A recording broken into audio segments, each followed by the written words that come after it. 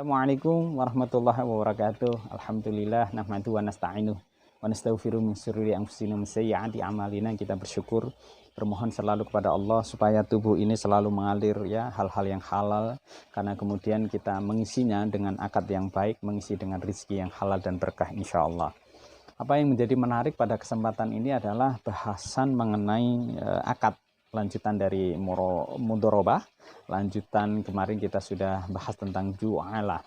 Nah, akad salam itu menjadi penting, apalagi katanya dengan kondisi kita banyak kebutuhan barang yang masih bisa kita pesan secara online ataupun kita pesan dengan melalui model-model yang lain. Salah satunya misalnya kalau kita kaji tentang salam ini, definisi tentang akad salam merupakan penerimaan barang yang ditangguhkan, tapi pembayarannya sudah dilakukan dengan tunai.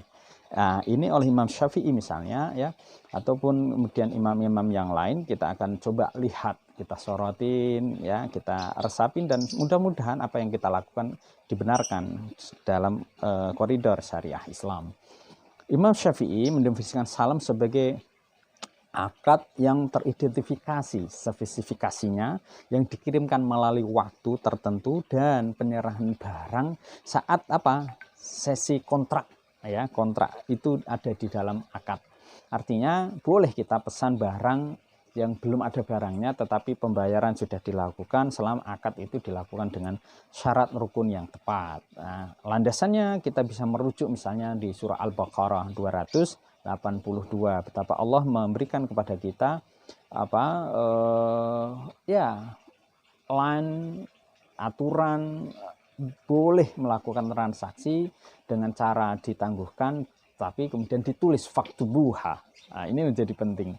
Lanjutannya adalah ketika kita merujuk kepada Rasulullah Shallallahu Alaihi Wasallam, betapa dari hadis yang diriwayatkan Ibnu Abbas, Rasulullah pernah datang ke Madinah dan beliau menyaksikan penduduk saat itu melakukan transaksi pemesanan buah-buahan ya 1, 2, 3 tahun, dan Rasulullah lalu meneguhkan barang siapa yang melakukan transaksi tersebut, akad salam transaksi ini, maka hendaknya dia menyatakan dengan spesifikasi yang jelas atas volume, takaran ataupun kejelasan waktu. Nah, ini mengindikasikan silahkan transaksi salam, pemesanan dilakukan, tapi diingat ada kejelasan di situ. Dan inilah yang kenapa kemudian para ulama memberikan peneguhan, memberikan satu bentuk penekanan betul bahwa di dalam kita melakukan transaksi itu harus terpenuhi syarat rukunnya. Syarat rukun di antara yang terjelaskan mengenai akad salam ini diantaranya adalah tentu adanya kejelasan spesifikasinya, lalu ada karakteristik ya, sifatnya, jumlahnya, waktu, kalau ada penundaan, harga ya, lalu apalagi misalnya penyebutan yang jelas ketika ada transportasi yang dipakai. Lalu dalam hal ini kita sekarang adanya ongkos kirim ya di dalam proses transaksi kita melakukan online. Jadi rukun yang kemudian atau syarat yang diteguhkan oleh syariah ini harus terpenuhi, baik bersifat kedewasaan orang-orang yang melakukan transaksi. Bahkan Imam Syafi'i, Imam Maliki ya, itu juga memberikan satu bentuk penambahan tentang akad yang dipakai, kata-kata yang dipakai. Jadi ada ijab qabul yang jelas. Ini yang perlu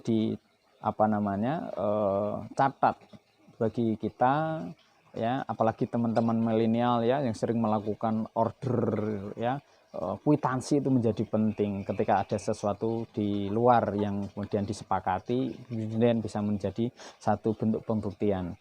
Hal-hal lain misalnya berkaitan dengan akad salam ini, misalnya syarat ukuran, lalu bentuknya, sifatnya, antara yang dipesan dengan kenyataan itu harus ada.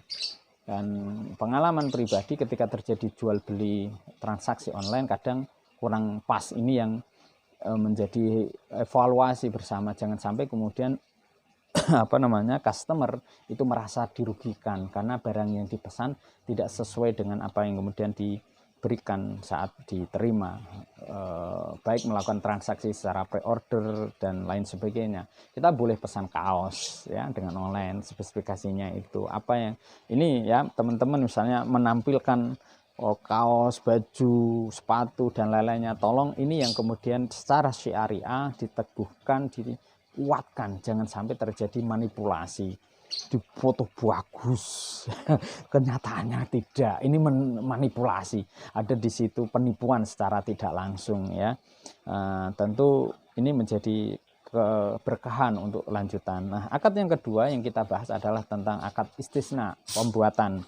Hampir mirip sesungguhnya, tetapi yang menjadikan beda adalah barang yang dipesan itu belum ada, sehingga istisna ini ya akad jual beli dalam bentuk pemesanan, dipesan lalu dibuatkan barang itu dengan kriteria dan persyaratan tertentu sesuai dengan kesepakatan antara pemesan dan antara penjual. Nah, ini boleh dikembangkan dalam hal yang lebih besar, misalnya perusahaan, pesan motor, pesan mobil ya, pesan laptop, pesan macam-macam, tentu di dalam koridor transaksi yang dibenarkan.